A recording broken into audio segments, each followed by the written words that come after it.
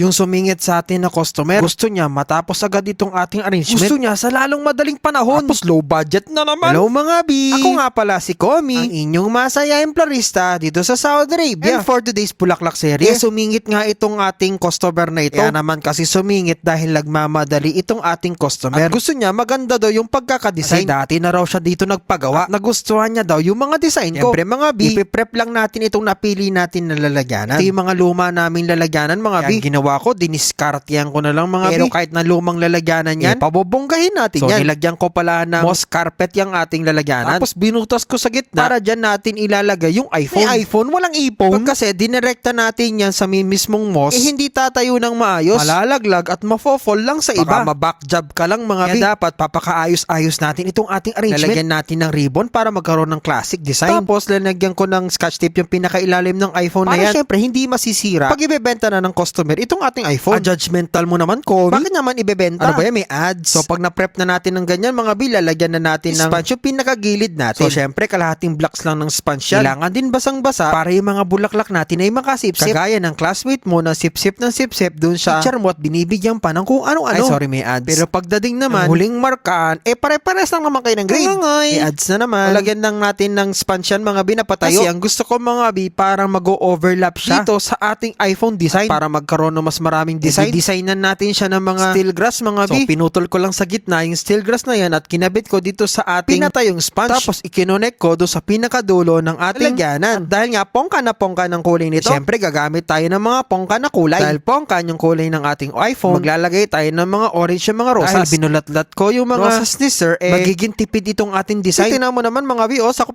na agad. Pananakop ng kaibigan sa jowa mo. Bakit na sinakop? Si Magellan ba siya? Ito na nga, naglagay tayo ng mga baby roses na nabalitaan mo na baby mo siya. Ay, sorry, may ads. Tapos naglagay na lang pala ako ng mga masinjana sa likod para matakpan yung chismis na pinakakatago-tago mo na nakikipagkita ka sa iba kahit may jowa ka na. Ay, sorry, may ads. Siyempre, para hindi masyadong maraming chismis, naglagay pa ako nitong mga roscos, mga bi. Ko ba tong roscos na to, mga bi, sobrang tibay. Baka nga mas matibay pa to sa pagmamahalan nyo eh. Baka nga bukas magkaiwalay na kayo. Ay mo, paka. Tapos naglagay ako nitong mga pinilopsis. Yes, mga bi, artificial lang yan. Pwede naman natin isapaw. O, diba? Ang ganda. Tapos na itong ating Poncan iPhone flower design. Sobrang natuwa itong ating customer. At nagandahan siya sa pagmekos-mekos ng ating bulaklak. Kayo po ba mga bi, nagustuhan nyo po ba ito? Abay, syempre, comment down below. Spray din natin ito mga bi para maging fresh at mas maging maganda itong ating design. Pala mga bi, paki-comment down below kung saan na nakarating itong ating video. Kung saan na kasi nagpapagala-gala itong masayaing florista na ito. At syempre, wag nyo pong kakalimutan na i-share yung ating video because the more sharings, the more blessings sa katapusan. Please like, comment, and subscribe para sa mas marami pang mga bulaklak serye. Hatid sa inyo ng one and only masayaing florista dito sa Saudi Arabia. Syempre mga bi, walang iba kundi si Komi.